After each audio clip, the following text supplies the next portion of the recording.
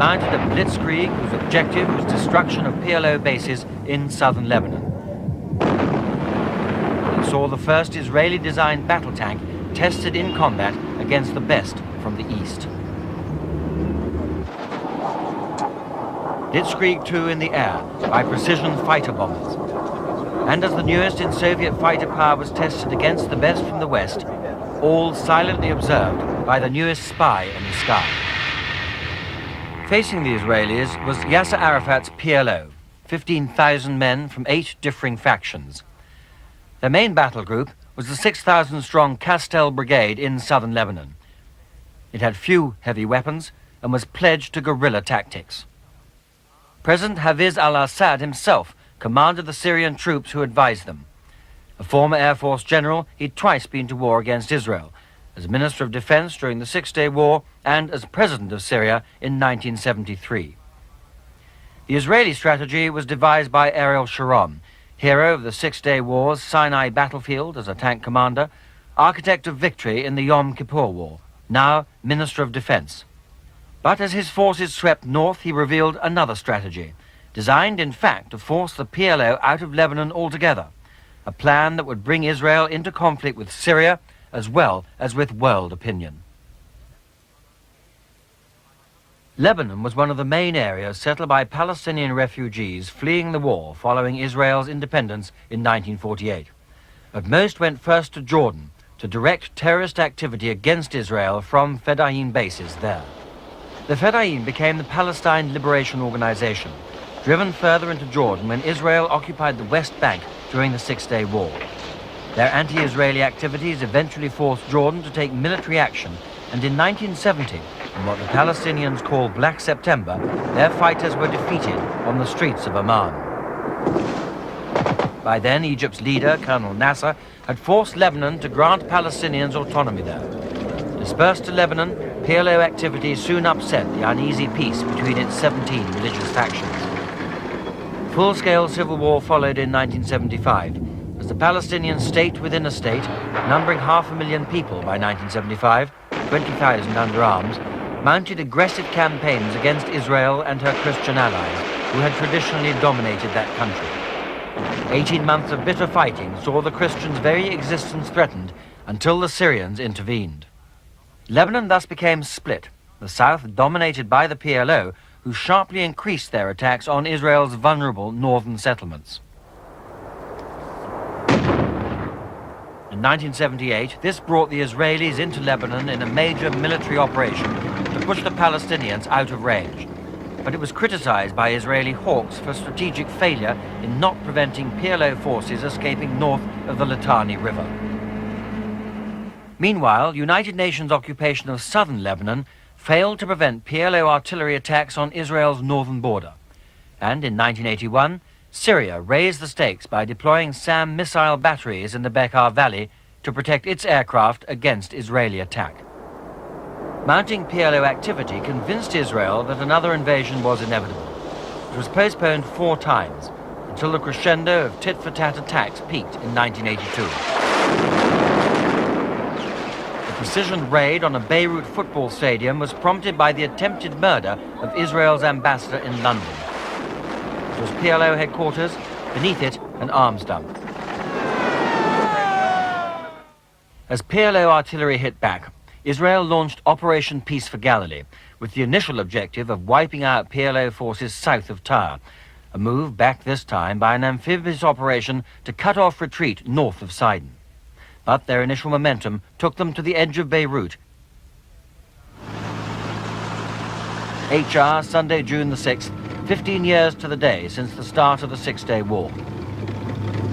General Drori's armor poured over the border along a 100-kilometer front, vehicles draped in red to identify themselves to friendly aircraft.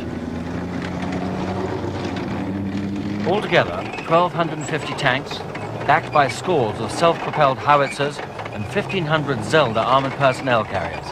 They'd take most of the day to cross the border. With kit bound tightly to the shells of their Zeldas, the men of Israel's Battle Group A, spearheaded by the 211th Armored Brigade, leapfrogged north up the coast road, isolating 3 battalions of the PLO's Castel Brigade, 2,000 men well-prepared defensive positions.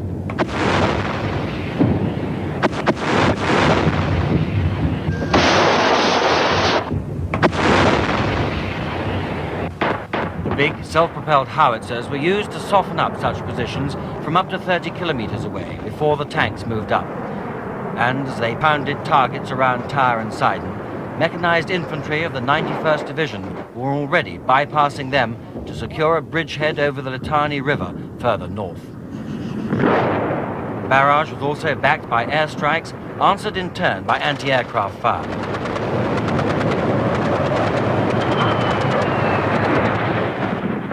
The particular target was the PLO's defensive line, designated Abu Yusuf el-Najjar, Middle Sector, and Beit el-Muqaddes, around the refugee camp at Ain Hilwa. Handheld SAM-7 missiles were also brought against the Israeli jets hounding PLO ground forces as they attempted to set up ambushes against the armored infantry with their rocket-propelled grenades. The air raids continued for several days as the Israeli strategy was quickly set. Decisive encirclement of heavily defended PLO areas like Sidon, allowing the vanguard to speed on.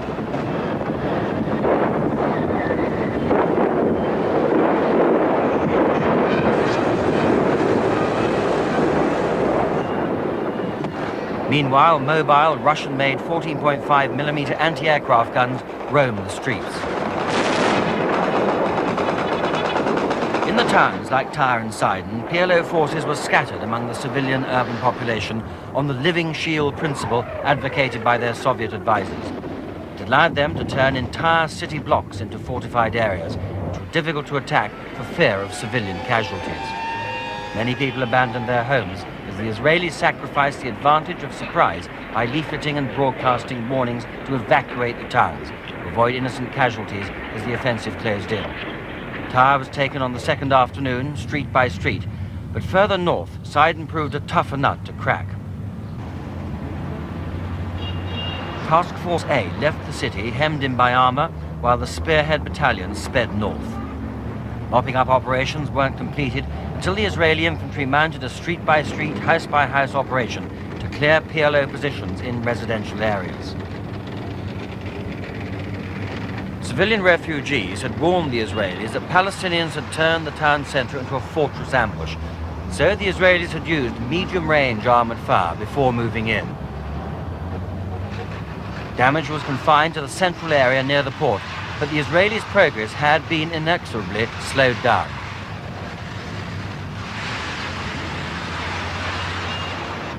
And the Israelis also began the important public relations task of soothing the innocent people who'd lived through it all. An Israeli Army medical unit had been set up, and within days as many as 250 people had been treated there.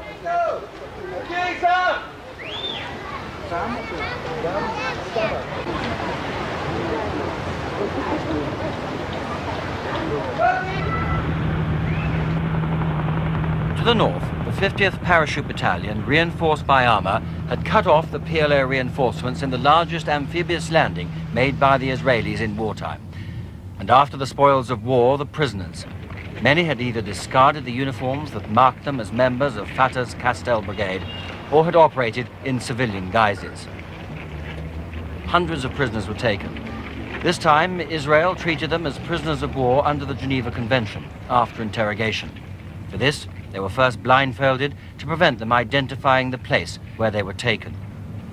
Afterwards, they were sent to a camp set up near Tyre.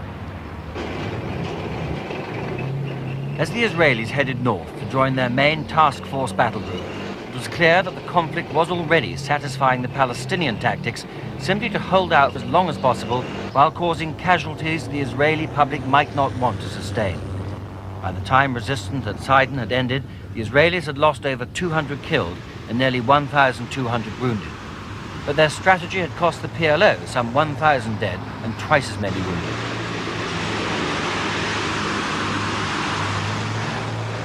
The continued movement of huge, self-propelled 175mm howitzers and battle tanks made it equally clear that the Israeli strategy was changing.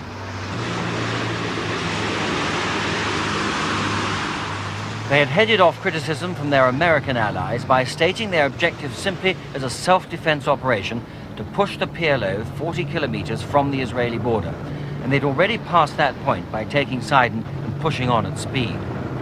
Now, with the reinforcements pouring in at such a rate as to cause traffic jams, and the battle for control of Sidon still continuing, they were shelling and bombing Damour, just 10 kilometers south of Beirut.